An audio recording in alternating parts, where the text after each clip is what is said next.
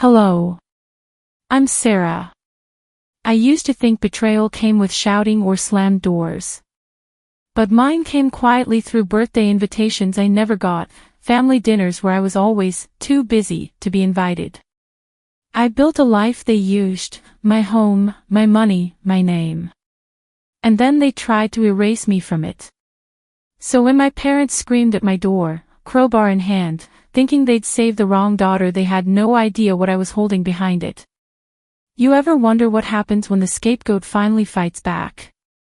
The plane touched down in Houston earlier than expected, and for the first time in weeks, I felt a small thrill run through me. I'd wrapped up my business meetings 2 days ahead of schedule, a rare victory in my line of work, and decided not to tell anyone I was coming home. Cale had always loved surprises. At least, I thought he did. It was late afternoon when I drove through the quiet suburban streets toward our gated neighborhood. The October sun was sinking low, painting the sky a soft gold. My mind was already picturing Cale's face lighting up when he saw me walk through the door. Maybe we'd open a bottle of wine, order takeout, and laugh about how we still hadn't learned how to stay apart without missing each other. But as I turned the corner to our street, something tugged at me, a strange, uneasy feeling. There were too many cars parked along the curb. A silver SUV I didn't recognize. A minivan overflowing with pink and blue balloons tied to the side mirrors. My heartbeat stumbled. The gate to our front yard was wide open, and the faint sound of music drifted through the air. I slowed the car, confusion pressing down on me. At the end of the driveway, a banner stretched across the hedges, "Welcome our little miracle, Callista and Cale." For a few seconds, I couldn't process what I was looking at. The letters blurred. My fingers tightened around the steering wheel. My sister's name. My husband's name. On a banner. At my house. I parked a block away, my thoughts spinning so fast they barely made sense. Callista was supposed to be visiting our mother this weekend, not here. And Cale, he never mentioned anything about hosting a party. I told myself there must be some mistake. Maybe it was a neighborhood event. Maybe I was losing it from exhaustion. But when I walked toward the house, the truth began to unfold in slow, cruel fragments. The front door stood slightly open.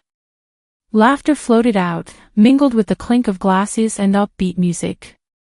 My heart thudded as I stepped inside. Every inch of my home had been transformed. Blue and pink streamers draped over the staircase. The dining table glittered with gifts wrapped in pastel paper. And there, standing in the center of the living room, was Callista, radiant, glowing, and unmistakably pregnant. Cale stood behind her, his arms wrapped around her waist, his hands resting gently on her belly. The same gesture he used to do with me when I was pregnant before we lost the baby. For a moment, I forgot how to breathe. The air felt thick, unmovable. My pulse roared in my ears. The music continued, laughter echoing through the walls I had designed, paid for, decorated. My house. My life. Then my mother's voice sliced through the haze. "Sarah." I turned. She stood near the kitchen doorway, her expression frozen halfway between guilt and panic. Her hand trembled slightly as she set down a tray of champagne flutes. "You're home early." No one else had noticed me yet. But her tone, low, urgent, told me everything. She hurried toward me, whispering, "Not here. Please, honey, let's go outside." I didn't move. "What is this?" My voice came out steady, almost calm. Too calm. She grabbed my arm gently. "Sarah, don't, please. Let's talk outside, okay?" I looked past her. My sister was laughing at something Cale had whispered. My aunt held up a gift and said something about finally having a little miracle in the family. And everyone clapped. Something inside me cracked. I pulled my arm free from my mother's grasp. Whose miracle? I asked, louder this time. The room went silent. Dozens of eyes turned toward me. Cale froze, his face draining of color. Callista's smile faltered as she turned, one hand instinctively covering her belly. Sarah, Cale started, stepping forward. This isn't what it looks like. Really? I said, the word slicing through the heavy silence. Because it looks exactly like what it looks like. No one spoke. My mother murmured my name again, but I barely heard her. I was staring at Callista, the sister who used to borrow my clothes, cry on my shoulder, swear she'd never hurt me. My voice trembled, but I refused to cry. How long? Cale swallowed hard. Sarah, please. Let's not. How long? Callista looked down, her lips quivering. It wasn't planned, she whispered. A hollow laugh escaped me. Oh, well, that makes it better, doesn't it? Someone shifted uncomfortably near the fireplace. My aunt cleared her throat. My father, always the quiet observer, looked anywhere but at me. The same people who had eaten at my table, toasted my success, told me how lucky I was to have such a wonderful husband, every single one of them had known. My mother stepped forward again, voice soft. Honey, this isn't the place. No, Mom. Apparently, it is. I looked around at the decorations, at the words, our little miracle. It felt like the universe itself was mocking me. I wanted to scream, to tear down every balloon, to make them feel the kind of humiliation burning in my chest. But instead, I did what I always did, I stayed composed. I turned toward the bar cart and poured myself a glass of champagne. The bubbles fizzed angrily. To surprises, I said quietly, raising the glass. I guess we all got one today. No one dared to move. The drink burned down my throat. I set the empty glass on the counter, then walked slowly toward the door. My heels clicked against the marble floor like the ticking of a clock. With each step, I felt something inside me harden, something that had been too soft for too long. At the doorway, I turned back once. Cale looked desperate, reaching toward me, but didn't follow. Callista clung to his sleeve, whispering something I couldn't hear. I didn't need to. I already knew what she was saying. Outside, the air was cool and sharp. The music muffled behind the closed door, replaced by the rustle of wind through the trees. I stood on the front porch for a moment, staring at the rows of cars, the cheerful decorations, the reality of everything unraveling. My phone buzzed in my pocket. For a heartbeat, I thought it might be Cale texting, begging to explain. But when I looked, the name flashing on the screen wasn't his. Rhiannon, see you tonight. For a second, I almost didn't understand. Then it clicked, she was my lawyer friend, the one who had been asking if I'd finalized the asset protection papers for the house. The irony stung. I stared at the message, my mind shifting from disbelief to clarity. Maybe I hadn't planned to come home early. Maybe the universe had planned it for me. I got into my car, started the engine, and pulled away from the house that no longer felt like home. As I drove, my reflection in the rearview mirror looked different, harder, colder, but awake. That night, I wasn't going to cry. I wasn't going to beg. I was going to act. The city lights flickered through the windshield as I drove toward my condo, the one place still untouched by Cale's presence. I hadn't planned on coming here tonight, but I needed space to breathe, to think without the scent of betrayal clinging to the walls. The automatic lights blinked on when I stepped inside, and for the first time that day, I let my body collapse against the door.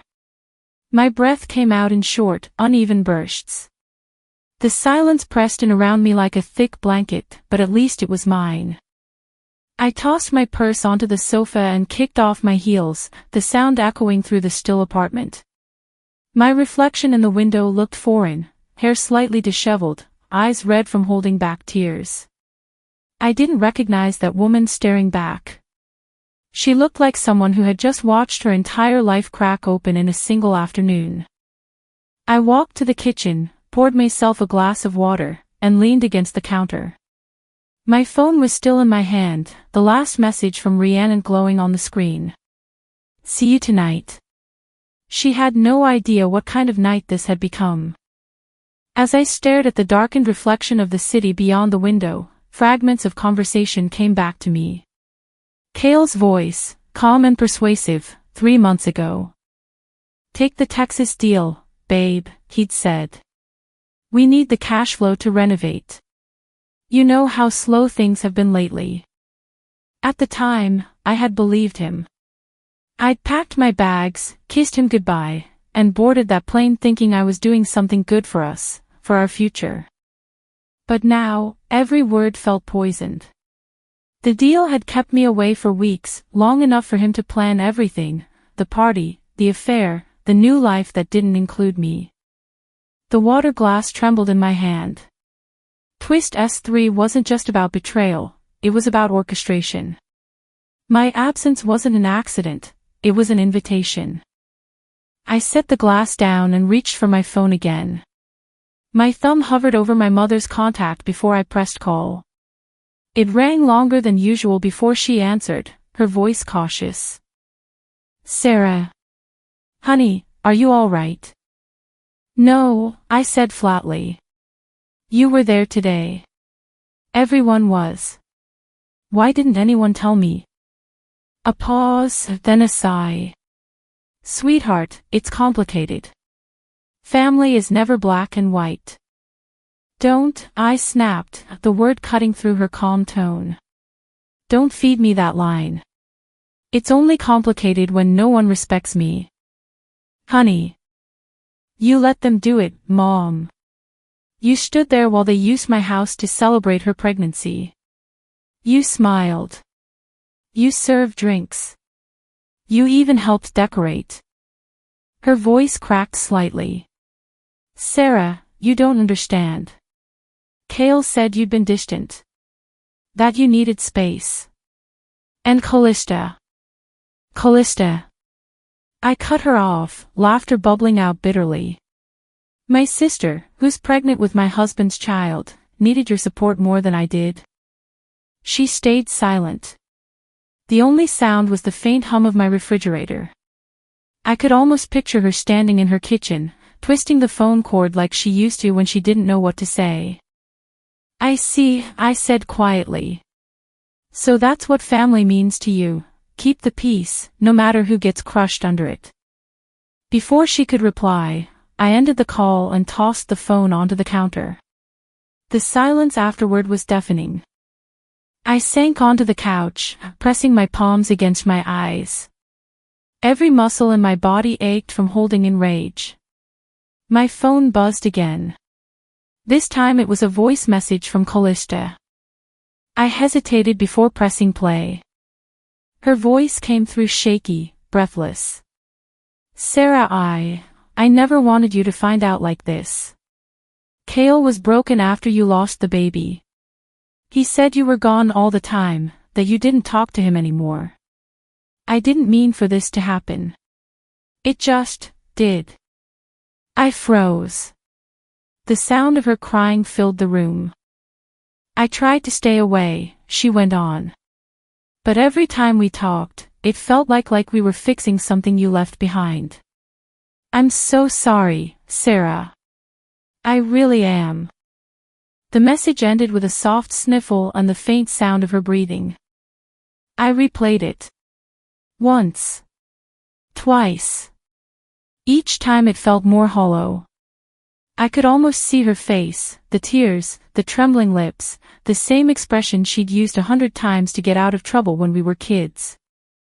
When we were little, she was the golden child, the one with the sweet smile and the soft voice that could melt anyone's anger. I was the quiet one, the one who cleaned up her messes. I defended her when she skipped class, lied to our parents, borrowed money she never paid back.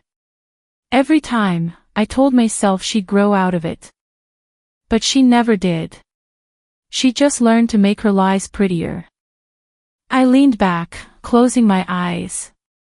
The room felt heavy, like the air itself was thick with ghosts of every moment I'd chosen her over myself. I could still hear my father's voice. She's your sister, Sarah. Be patient with her. Patience. That word had been my curse. My phone buzzed again, Rhiannon this time. Hey, her voice said through the speaker. You sound like you've been through hell. Want me to come over? Not yet, I replied. But I need your help. The next morning, I met her at her office downtown. The sun was barely up, the city still stretching awake. Rhiannon slid a cup of coffee toward me, her eyes scanning my face carefully. So, she said, leaning back in her chair. Tell me everything. I told her. Every detail.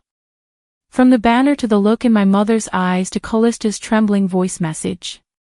She didn't interrupt once. When I finished, she folded her hands together. All right, she said finally. You said the house is in your name.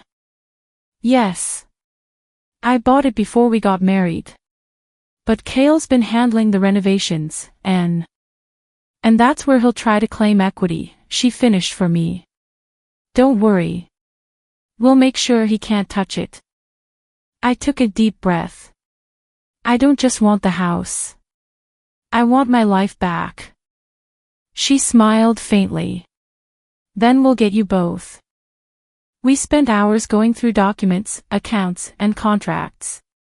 She highlighted sections, explained legal jargon, and made copies for me to sign. Every page I signed felt like reclaiming a piece of myself. When we finished, she closed the folder and looked at me. Legally, the property is yours. But if you want a real win, if you want to make them feel this, you'll need more than paperwork. I met her gaze. What I want is dignity. And I want them out of my house. She nodded slowly. Then let's make that happen. By the time I left her office, the afternoon light had turned golden. I walked down the sidewalk, the air cool against my skin. For the first time in days, I didn't feel like I was falling apart. When I got back to my condo, my email pinged with a new notification. I sat down at my desk, opened my laptop, and froze. Subject: Callista's baby blessing ceremony, hosted by Cale. Location: Sarah's mansion. Date: this Saturday. A hollow laugh escaped me. Of course. They weren't even hiding anymore. There was a single button at the bottom of the email, RSVP. I hovered over it for a long moment, my hand steady. Then I clicked yes.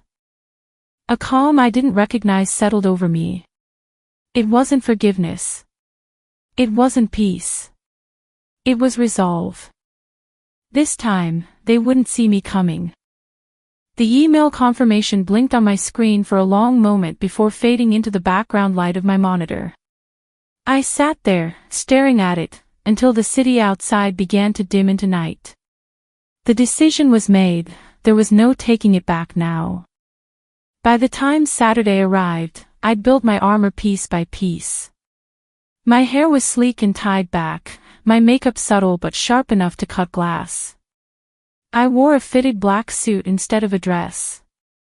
The message was clear: I wasn't there to celebrate, I was there to reclaim what was mine. The drive to the mansion felt longer than usual. My hand stayed steady on the wheel, though my stomach twisted every time I thought about stepping back into that house. The one that used to hold laughter and warmth now loomed like a stranger waiting for me at the end of the road. When I turned into the driveway, a valet rushed forward. He didn't recognize me.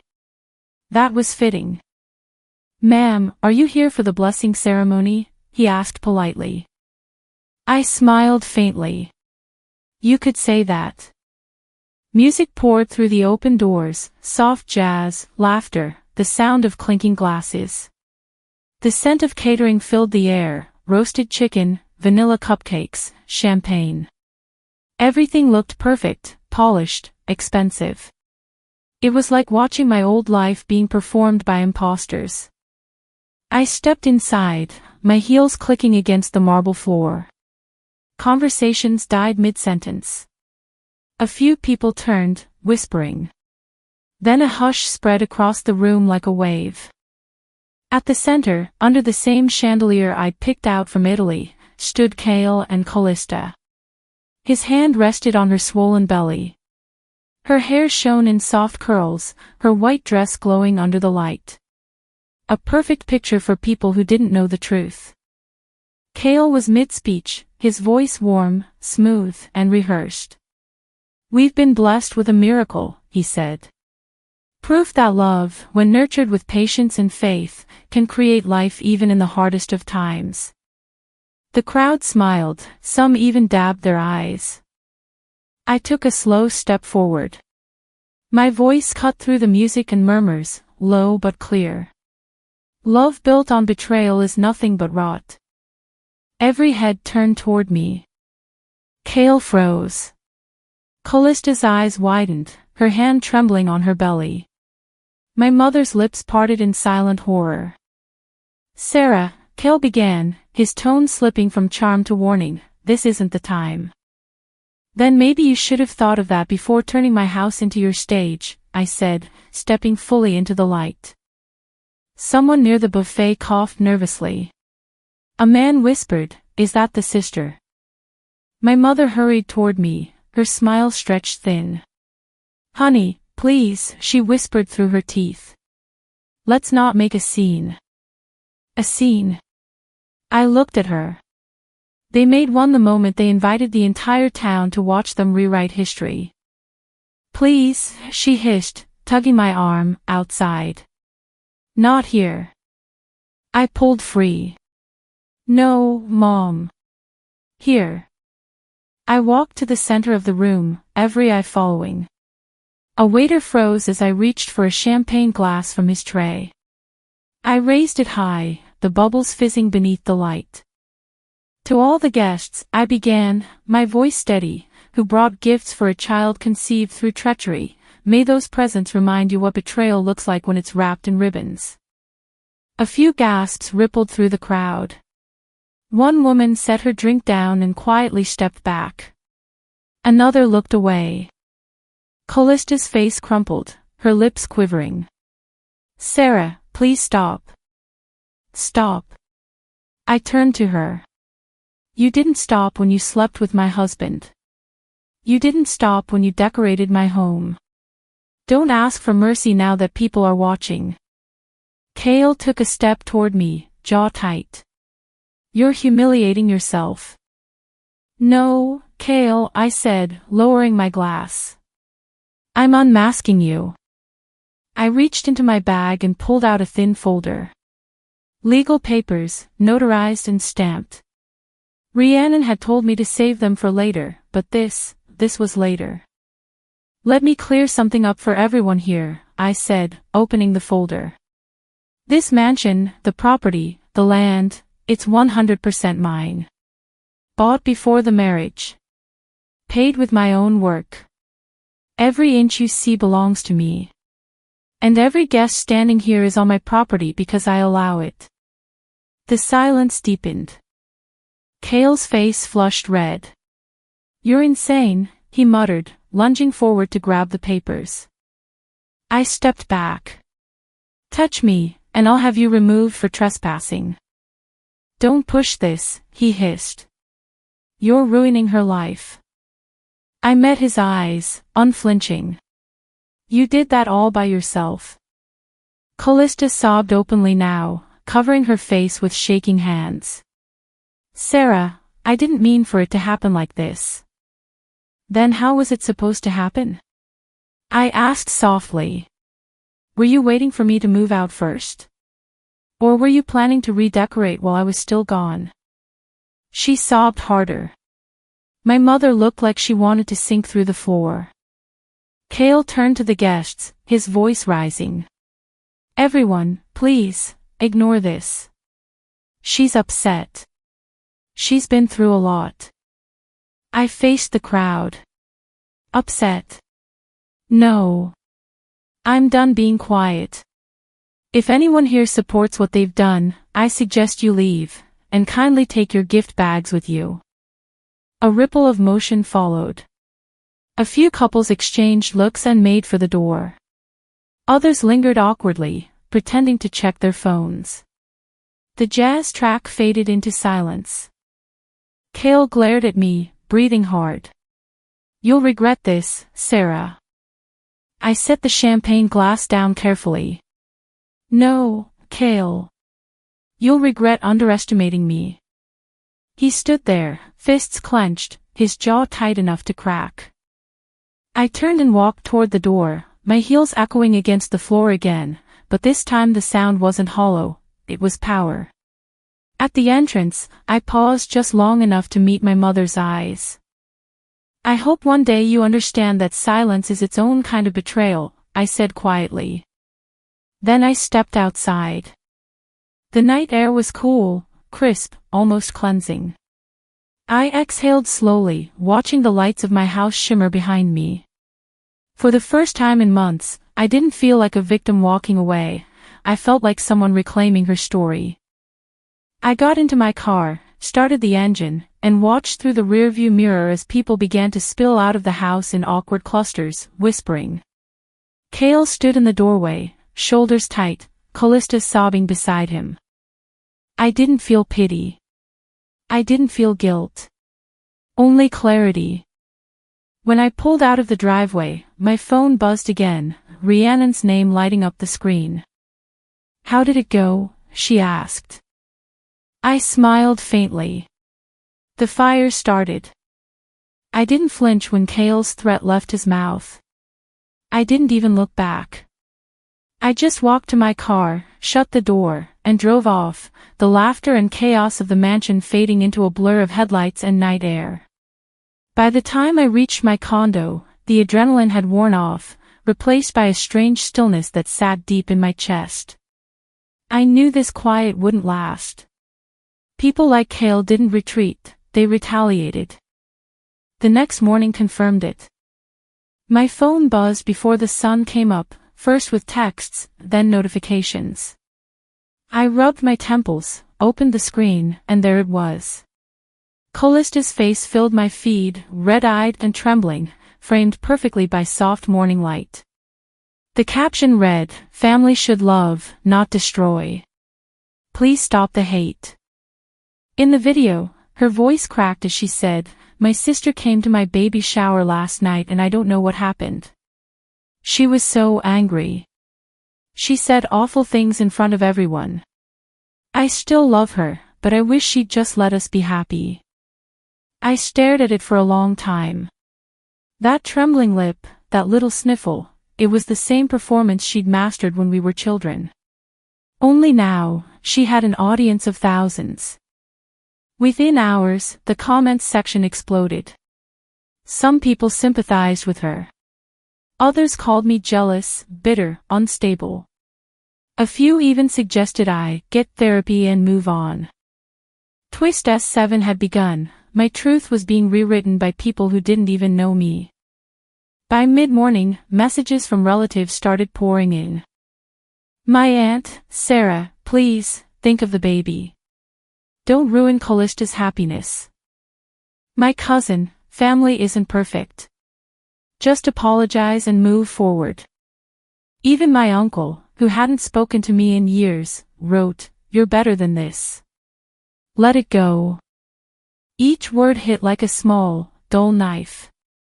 They wanted peace, but peace meant silence.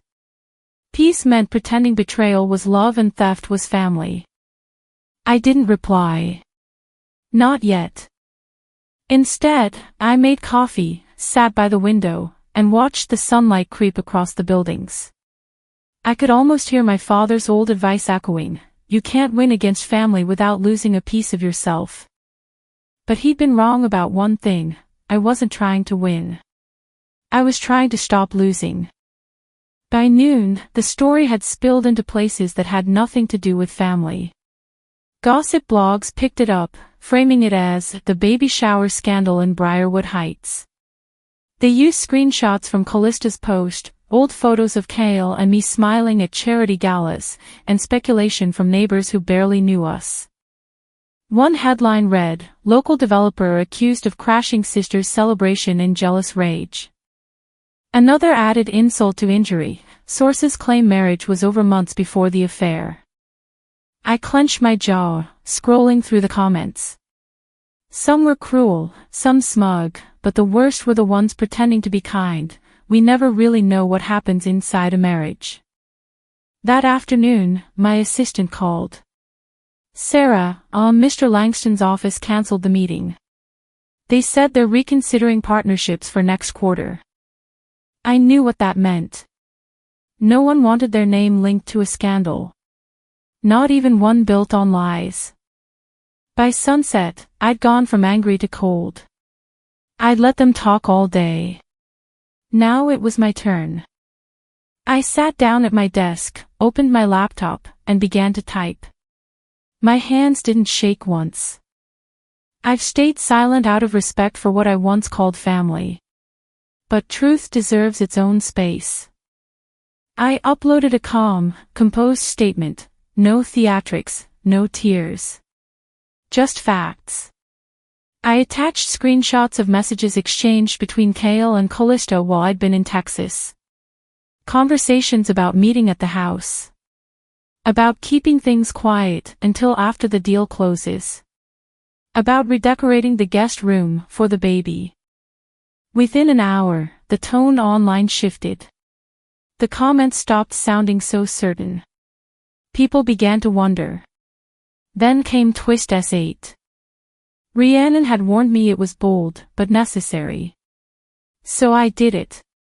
I included a short clip from my security system, Kale unlocking the side door late one night, Callista following him inside, barefoot and laughing. The footage timestamped 3 weeks before the baby announcement. I didn't add commentary. I didn't need to. The images spoke for themselves.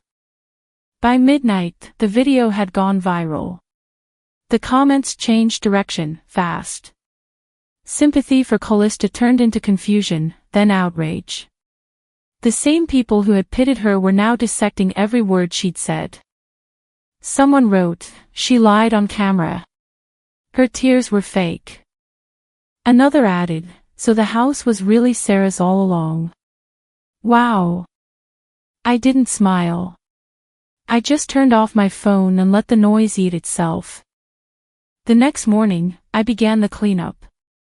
I contacted my lawyer, requested official cease and desist letters for Kale, Callista, and every relative who'd shared the false narrative. The wording was sharp, legal, and final.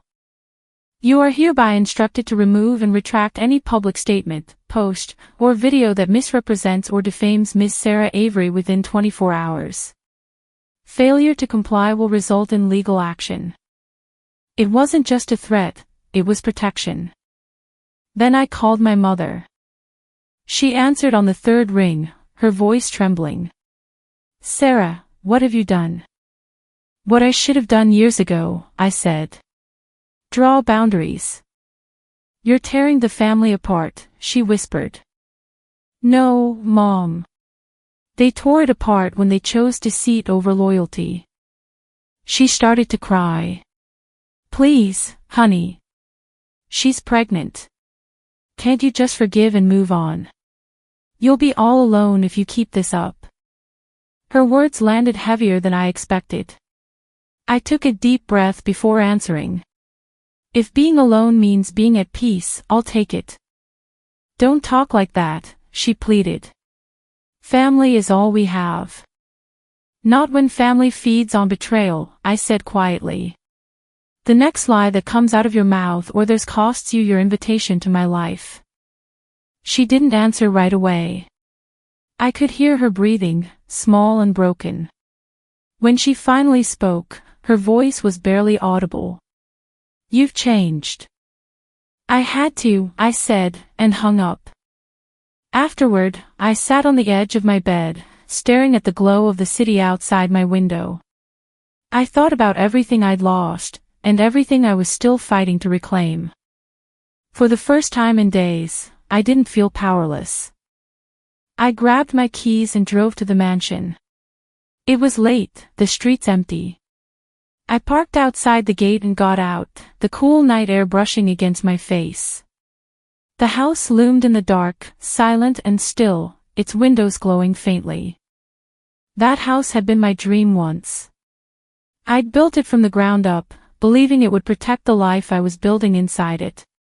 Instead, it had witnessed every betrayal I'd refused to see. I rested my hand against the cold iron gate, staring through it at the place that had taken so much from me, my time, my trust, my peace. That house took everything from me, I whispered. But not anymore. Then I turned back toward the car. In the passenger seat sat a folder Rhiannon had prepared earlier that day. The label read, Asset Protection Plan, Emergency Execution. I opened the door, slid into the seat, and pulled the folder into my lap. Inside were forms, signatures, contingency plans, everything I needed to secure what was mine. The war had officially begun. I walked into my lawyer's office the next morning with a different kind of resolve. The folder labeled Asset Protection Plan, Emergency Execution sat on the conference table like a blueprint for war. I didn't need coffee, I needed clarity, and as I sat down across from Rhiannon, I forced myself to feel steady. This wasn't about heartbreak anymore. It was about justice. The first move was the mansion. By noon, new locks had been installed, the driveway gates programmed to only accept my code, and a no-contact order faxed directly to Kale and Callista. Every key under their names was deactivated. Every guest expected at the house this weekend received a text, access revoked. I watched Rhiannon confirm each step with a calm vigilance I admired. Our job now, she said quietly, is to ensure your home is as secure as your future. Inside my mind, the list was simpler: protect what's mine, my dignity, my property, my voice. That afternoon the family arrived at my door, my sister's aunt and cousin first. They knocked softly, but the look in their eyes was urgent. Before I opened it, I saw the carried tags, family support. I held the door wide enough for them to enter, but not for them to feel welcome.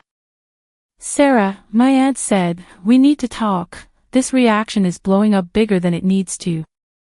They pleaded compassion. Aren't we supposed to stand together? For the sake of everyone's happiness, my cousin added, voice trembling. I closed the door gently but firmly. That ended the moment my own house became the venue for a lie. Family doesn't arrange betrayal in your living room and call it a blessing. Silence. They looked at each other, then at me. My aunt tried, you're acting like you don't care, but you're hurting the very people who love you. I crossed my arms. What I care about is truth. I've paid for this home with my own 2 hands, I earned every stone. The only love that counts is the love that doesn't eat you alive. My cousin sniffled and turned away. They left with empty apologies and heavy shoulders. As the door closed behind them, I felt the familiar weight in my chest. The one I'd carried every time I put their needs above my own. But this time it was different, I felt release.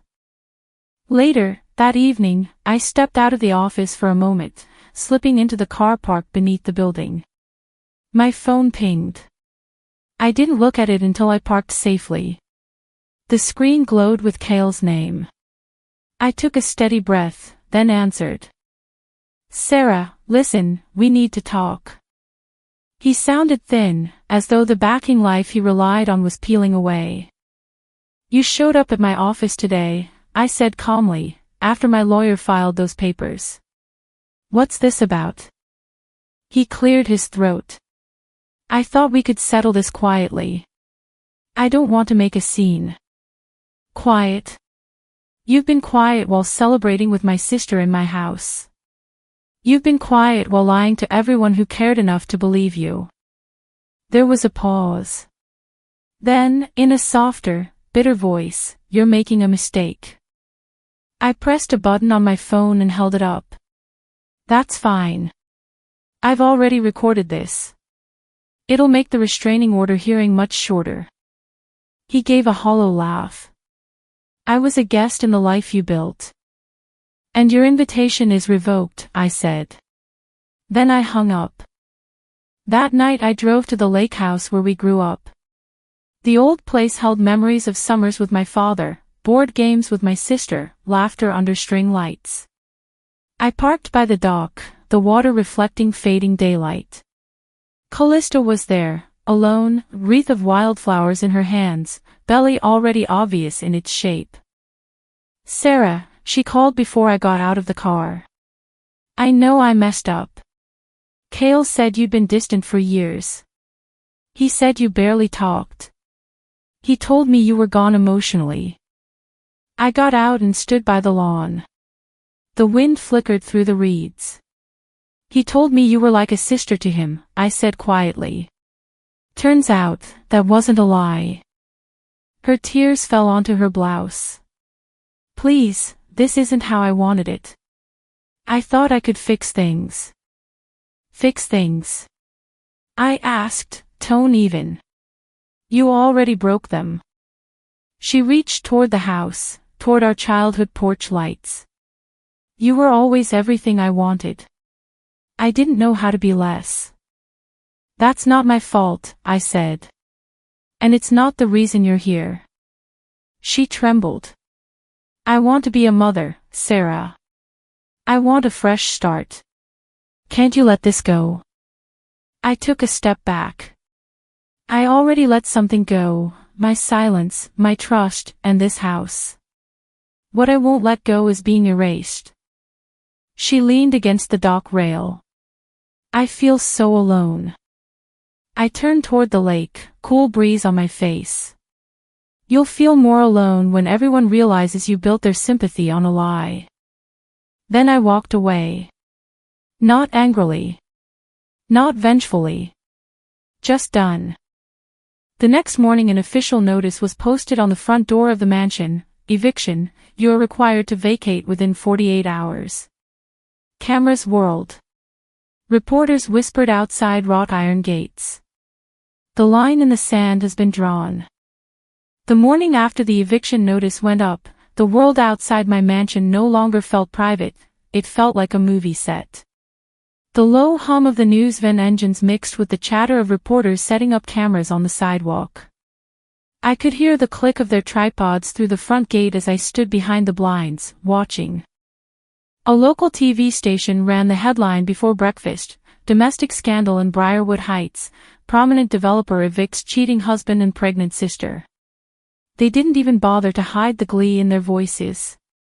I sat at my kitchen counter, coffee cooling beside me, as I listened to the anchor say my name like it was a riddle the whole country wanted to solve. Neighbors gave interviews from their driveways. Mrs. Dawson from across the street told a reporter, "Sarah paid for everything in that house. Cale didn't even mow the lawn unless someone told him." Another chimed in, "She built her company from scratch. If he thought he could fool her, he's more stupid than I thought." I couldn't help but smile, not out of vanity, but relief. For once, people were saying the truth out loud. By mid-morning, the comments online had shifted. Women, some strangers, some acquaintances, flooded my messages. "You did what so many of us are too afraid to do. You didn't lose your marriage, you saved yourself." It was surreal. I hadn't asked to become anyone's symbol. But the story had taken a life of its own, and the tide had turned. Then, around noon, a new video surfaced. At first, I thought it was another clip from the baby shower, maybe the speech where I'd called them out. But no, this was different. Someone had recorded Cale and Callista before my arrival that night, laughing near the buffet table. Callista's voice, sweet but sharp, carried through the microphone. Do you think she'll even notice? She's probably too busy building her empire to care about her marriage. Cale smirked beside her. She married the empire. I was just part of the decor. The crowd around them had laughed. A few people even clinked glasses. Twist S11. The video went viral within hours. News blogs reposted it with captions like, "The smirk that destroyed a marriage," and "Caught mocking the woman who built it all."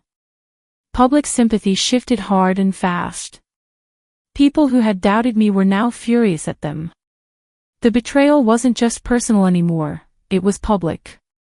Callista's employer, a design firm she bragged about working for, issued a statement. Due to recent events damaging the company's image, Miss Callista Avery has been placed on administrative leave pending review. I didn't celebrate. I just turned off my phone and walked into my study, letting the silence stretch. In the afternoon, as sunlight spilled across the hardwood floors, my mother arrived unannounced.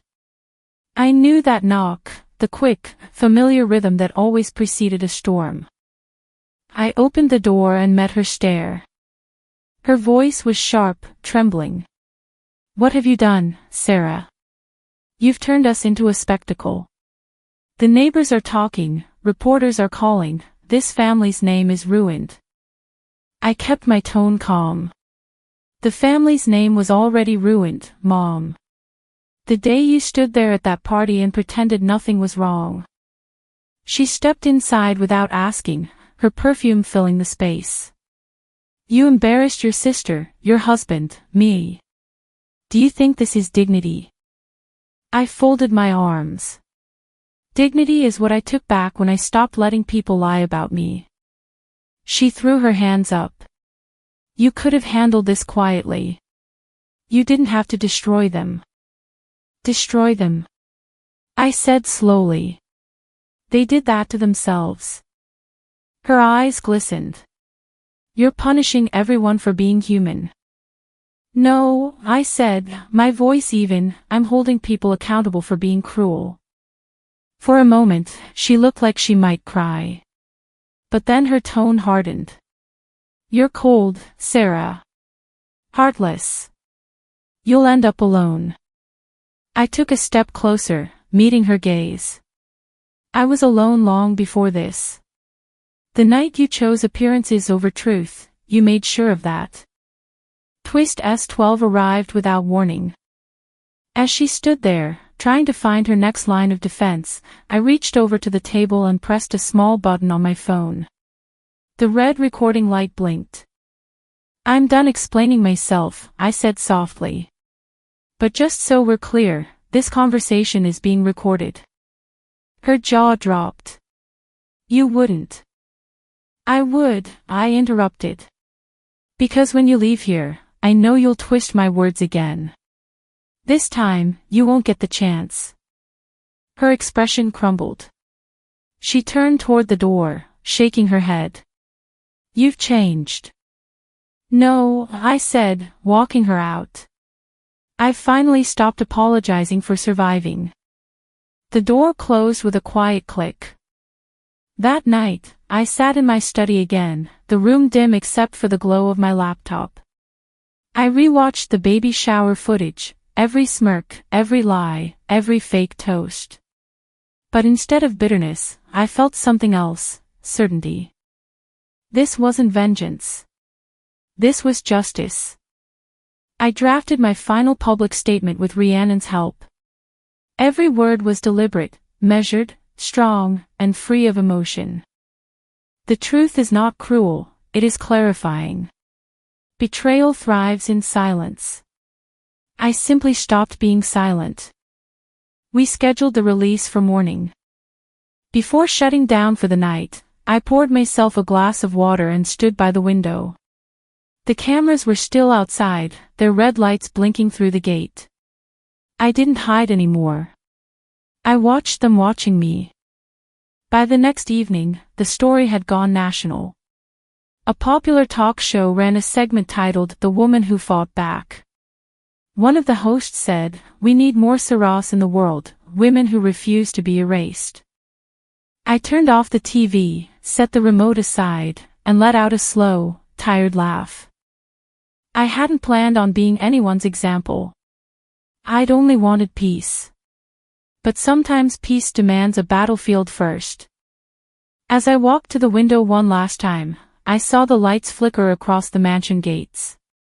A police cruiser idled nearby. Then, behind it, a beat-up pickup truck pulled into view. Through the windshield, I saw them, Kale and Callista. Exhausted. Cornered. And broke. I didn't move. I didn't speak. I just watched as they sat there under the streetlight, two silhouettes of everything I'd already let go.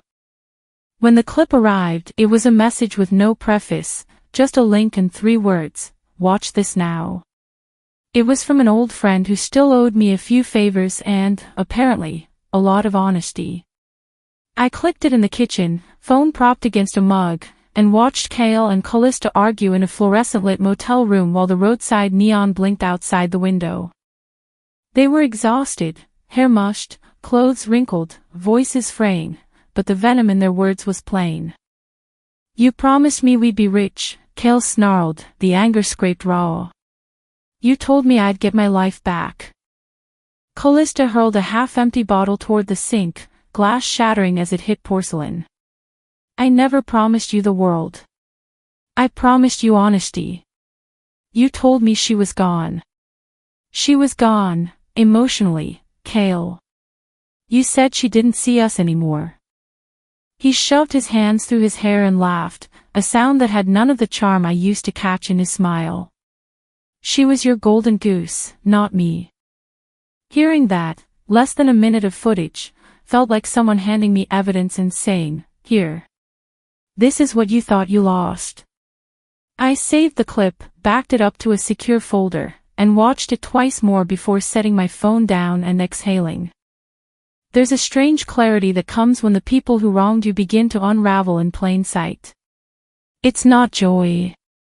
It's a cold, steady confirmation that the narrative you refused to accept was real all along. I closed the kitchen blinds as daylight thinned and drove straight to Rhiannon's office. We didn't waste time on theatrics. She already had the preliminary paperwork drawn up from the asset plan, contingencies, affidavits, a draft complaint that listed every claim I was prepared to bring: divorce, declaratory judgment on property ownership, defamation, and emotional distress damages.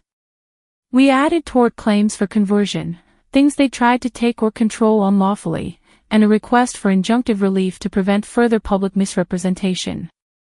"They used your property, your money, and your reputation," I said, watching her flip through the pages. "I want it on the record." She nodded, the kind of nod a good lawyer gives when she's ready to go to war. "We'll ask the court to freeze certain accounts and to maintain the status quo on the house while the case is pending. And we'll seek punitive damages if the evidence supports it. This isn't petty. It's systematic." Filing the lawsuit felt procedural, almost anticlimactic, until the summons needed to be served. Rhiannon and I considered the safest and most effective way to deliver notice. I didn't want a scene that could be spun into sympathy for them. I wanted a legal moment that made the truth unavoidable. That's how the motel footage became useful beyond confirmation. It showed a pattern: late visits, secret meetings, a cavalier attitude toward my absence. The evidence formed a chain. With Rhiannon's guidance, we finalized the complaint and arranged for process servers to make the delivery where the defendants were currently staying. I remember standing on the motel sidewalk when the server came back to show the stamped receipt. It felt unreal to see Kale's name under, accepted by, with the address of a place that was a far cry from the polished life he'd pretended to lead.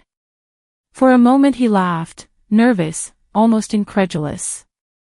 He read the pages aloud, voice quivering in ways that didn't suit him. "You can't do this," he said at first, and I could hear the courage drain out of him as he skimmed through the claims and the prayer for relief. The confident mask slipped, the bravado diminished into pallor. The legal language we'd used, plain, precise, non-emotional, was suddenly something that affected him concretely. Callista sat on the bed, hands wrapped around her knees, and the weight of reality hit her like winter. She sobbed openly when she read the paragraphs that outlined potential damages and the possibility she might be financially responsible, too. Her breakdown had little performative ornament this time. It was raw and Murray-like. No audience, just the truth pressing in.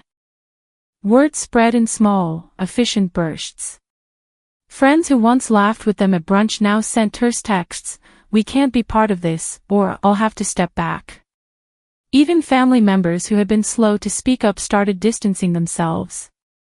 Relationships that had been built on convenience and appearances were brittle. When the pressure mounted, they cracked. Serving the summons was one thing. What came next was the mediation scheduling, an opportunity for the court to try a settlement before things went in front of a judge.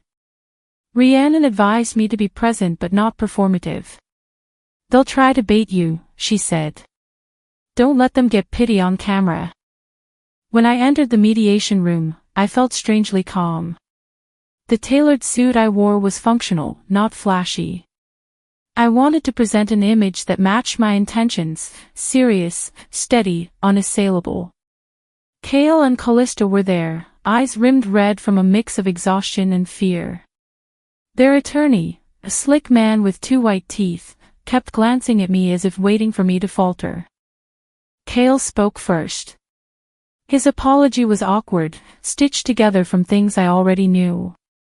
"Sarah, I'm sorry for the mess. I didn't mean to hurt you." His words trailed. Callista's cheeks were damp. She tried to reach for me, voice shaking. "Sarah, please. I'm so sorry. I never wanted to hurt you." I listened. I let the room fill with their attempts at repair. When it seemed like enough people had been given room to clear their throats, I spoke. "You were my family," I said, my voice quiet but firm. "You knew where my loyalty lay. You chose, instead, to make yourselves comfortable at my expense. To that, I owe no forgiveness without accountability." The mediator interjected, asking if I'd consider a negotiated settlement, something that would keep the matter private. I looked at Kale, then at Callista. I thought about every moment they'd chosen secrecy over honesty, comfort over integrity. "I'll consider fairness," I said. "But I will not bargain for my dignity. If you want closure, it will be on terms that acknowledge harm done." They offered concessions, small, calculated gestures designed to placate, and their lawyers suggested non-monetary remedies like counseling and a public statement. Rhiannon listened, then countered with a firm request for documented restitution and a binding public clarification of events. Kale's expression shifted from hopeful to deflated. He wanted the quiet fix. He wanted to avoid the court of law and the court of public opinion. But once you've let the cameras in, quiet becomes difficult, possibly impossible. The mediation broke with no settlement. We set dates for preliminary hearings. On the way out, reporters waited, their microphones like tiny prods at the hem of a wound. A flood of questions came, some accusatory, some sensational, but I didn't amplify anything. I answered as I had in my statement, succinctly, calmly. "Truth doesn't need to scream," I told them when a camera pushed forward. The phrase seemed to satisfy the reporters. It was soundbite ready but true. Leaving the courthouse, the press circled like gulls. Someone shoved a recorder close to my face, asking about damages, about motives, about whether I'd accept an out-of-court settlement. I offered no drama, no spectacle, only a measured look and a simple fact. I had presented the court with evidence, and the legal process would determine the outcome. Meanwhile, back at that motel where earlier the dispute had been raw and private, a different kind of notice had been pinned to the door, an official eviction for unpaid bills and breach of lease. The motel manager told me later that Kale had argued there was nowhere else to go. Callista had sat with her head in her hands and refused to look anyone in the eye. Sometimes justice is slow and bureaucratic, sometimes it's swift and humiliating. For them, it was beginning to be both. As I drove away from the courthouse, I felt a weight lift but also an ache settle in its place. This wasn't a victory lap. It was the start of a legal process that would require patience and stamina. There would be hearings, depositions, witnesses called to explain what they'd seen or what they'd chosen to hide. But for the first time in a long while, I felt the shape of the story moving toward a resolution that might look like fairness. I thought of my father's quiet presence at kitchen tables, of his hands folded and his soft admonition, "Stand up for yourself, but do it with grace." I wanted to honor that voice even while I walked through the very public flayed space of family collapse. In the passenger seat beside me, Rhiannon's notes were neatly stacked, timelines, exhibits, annotated receipts. The car's radio murmured the evening news, and I listened as a different anchor summed up the day's top story: local developer seeks justice in high-profile family feud. I let the words wash over me without consuming me. This wasn't about humiliation, it was about consequence. And consequences are how we teach the people we love, and who loved us poorly, that actions have cost. I parked near the lake where our childhood summers had once blurred into honeyed afternoons. The dock was empty at dusk. I walked to the water's edge and thought about what I had left behind, what I'd been willing to surrender, and what I would not. The last stand isn't a single battle. It's a series of choices that say, this far, no farther. I had drawn mine, and I was ready to hold it. The morning air outside the motel was thick with humidity, the kind that made the walls sweat and the air smell like asphalt and despair. The sun had barely risen when a sharp knock rattled the door of room 14B. It wasn't polite or hesitant, it was official. Cale groaned, rubbing his temples, while Callista struggled to pull herself upright from the sagging mattress. "Who is it?" she called, her voice rough from another sleepless night. "County Marshal's office," a man replied evenly. "Mr. Cale Avery and Ms. Callista Wynne. You've been served an eviction order. Effective immediately." Cale stumbled toward the door, opening it halfway. The officer, calm, firm, unreadable, held out a thick envelope. "What the hell is this?" Cale snapped, scanning the document with growing panic. "We paid this month's rent." "Not to the owner, you didn't," the officer said. "Turns out the lease belongs to a holding company tied to Ms. Sarah Avery. She's reclaimed the property rights. You've got 15 minutes to clear your belongings." Callista's face drained of color. "You tricked us," she shouted toward no one in particular, clutching her stomach as if the words alone might protect her. The officer didn't flinch. "No, ma'am. She didn't trick you. She outmaneuvered you. Big difference." He stepped aside, letting the harsh morning light flood the room. "I wasn't there, but I'd already been informed. Rhiannon had texted me the minute the papers were delivered, execution completed. They're out." Twist S15 had unfolded perfectly. The motel lease, as it turned out, was under one of my shell corporations, a quiet arrangement I'd made months before. I'd known Cale well enough to anticipate his next move. Through the day, I received updates. The sheriff's department handled the eviction without incident. Cale cursed, Callista cried, and the few remaining guests at the motel stood in doorways watching them drag out duffel bags and boxes. Someone filmed it, of course. By noon, the footage was online. A reporter summarized it neatly: local CEO's cheating husband and sister evicted from motel linked to her business holdings. Public sympathy wasn't subtle anymore, it was tidal. People commented in thousands, she didn't destroy them. She just stopped saving them. Others called me a genius, some called me cold, but all agreed on one thing: I hadn't broken the law. I'd simply used it better than they ever expected. Cale's old coworkers joined in the feeding frenzy. He used to brag about being the brains behind her company, one man wrote on social media. Turns out, she was the operation. He was just the noise. Callista's former classmates weren't kinder. Screenshots of her old Instagram posts resurfaced, smiling captions about honesty, sisterhood, unbreakable bonds. The comments beneath them now read like epitaphs to denial. I stayed silent. No interviews, no statements, no quotes. My silence did the talking for me. The less I said, the more powerful the story became. Then came the court date. It was a gray morning, the courthouse square full of spectators pretending not to gawk. I walked in with Rhiannon, heels clicking softly against marble floors, every step measured. Across the aisle, Cale sat slouched in an ill-fitting suit, his eyes sunken and glassy.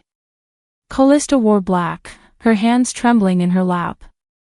She looked smaller somehow, fragile, worn down by the very game she'd chosen to play. The hearing lasted hours. Evidence, testimonies, documentation, all laid out in clean, chronological order. Property transfers, bank withdrawals, the baby shower footage, even the motel lease. It wasn't drama, it was data. When the judge returned from recess, the courtroom went silent. After reviewing the submitted materials, he said, "This court finds in favor of the plaintiff, Ms. Sarah Avery, on all claims."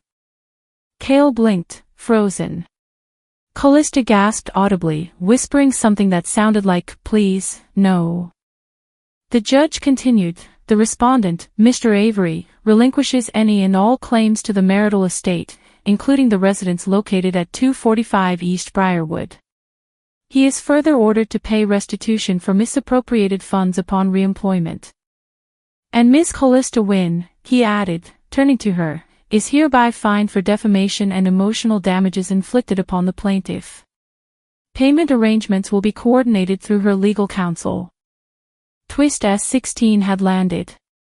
I didn't smile. I didn't gloat. When the judge asked if I wished to make a statement before adjournment, I stood only long enough to look at them both. "This isn't revenge," I said quietly. "This is balance." Neither of them responded.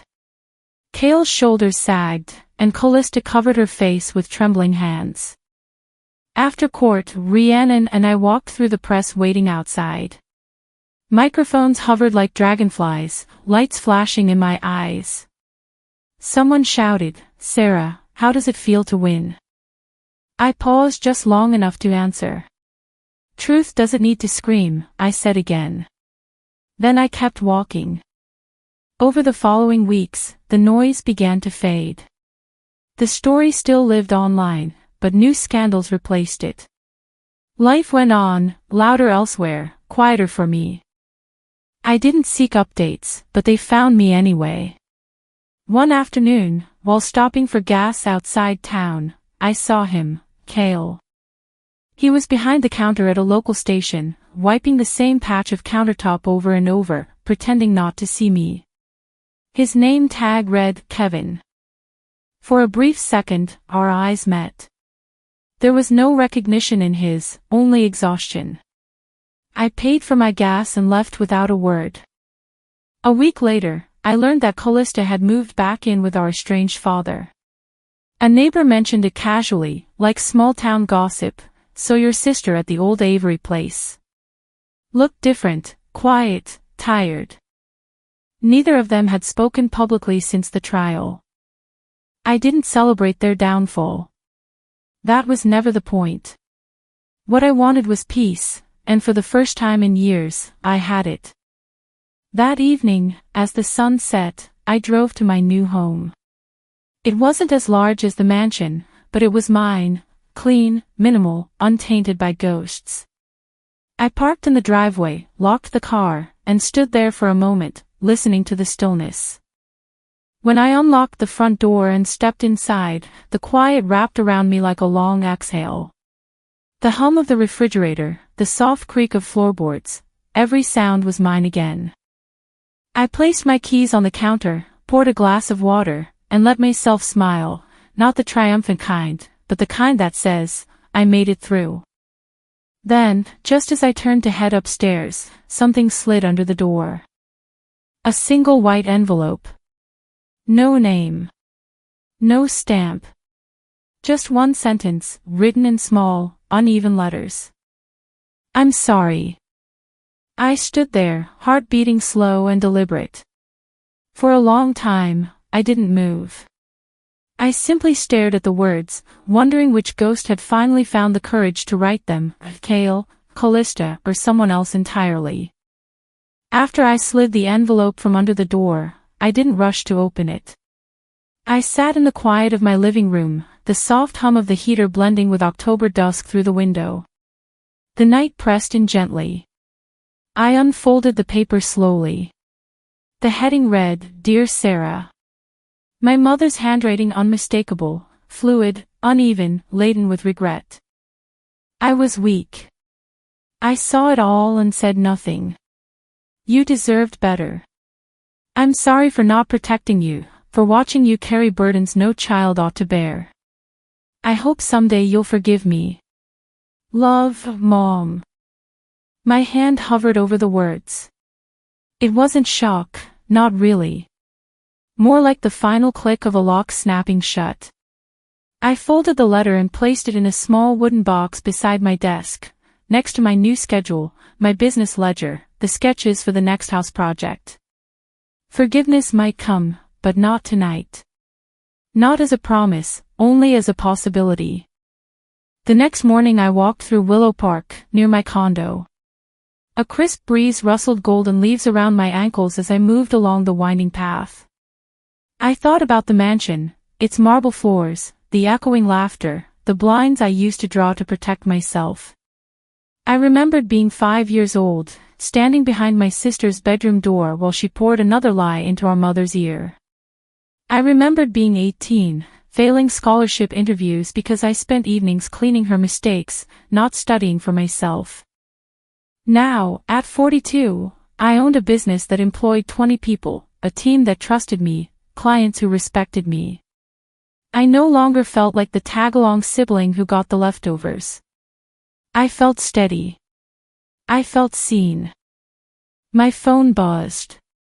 A mutual friend had sent a photo, Callista alone in a hospital room, cradling a newborn, eyes red from tears, no visitors in sight.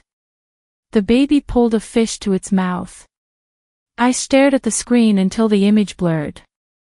Then I deleted it. No satisfaction. No anger. Just a quiet acknowledgement. The chapter closed. Later that evening, the doorbell rang. It startled me. I had nearly forgotten how rare a visitor was. I opened the door to a girl of 16, bundled in a denim jacket, clutching a small satchel. She was the daughter of my younger sister, the only one in the family who never sided with the lies, who always met me quietly for coffee and listened. She said, "You've always been my favorite, Aunt Sarah." And then she hugged me tight, the kind of hug that doesn't let go because it knows silence means trust. We ate tacos in my kitchen. I ordered from the place down the street, her favorite. We talked about school, about her dreams of studying science, about her old dog who'd finally slowed down. And I laughed, really laughed, for the first time in months. The kind of laugh that spreads so softly it surprises you. That night I sat at my desk and opened a blank notebook. I wrote, "You did it. You were never too emotional. Never too weak. You were always the strongest." I sealed the notebook with a small Hershey's kiss, her silly idea, and placed it in the top drawer next to my mother's apology letter. Then I looked out the window. Snow began to fall, light flakes, tentative as though they didn't want to interrupt the calm. I stepped onto the balcony, inhaled the cold air, watched the white drift down across the city lights. In that moment I whispered to the wind, "I forgive myself." I meant it, not because I'd forgotten, but because I'd decided to live. For the first time in years, I didn't feel like the youngest in my family. I felt like the strongest. Sometimes, the deepest betrayals don't come from strangers, they come from the people who once shared our table, our trust, our hearts. But healing isn't about vengeance. It's about reclaiming your peace, your worth, and your future. Have you ever had to walk away from someone you once called family, not out of hate, but for your own survival? If stories like this speak to you, don't forget to like, subscribe, and hit the bell so you never miss the next one.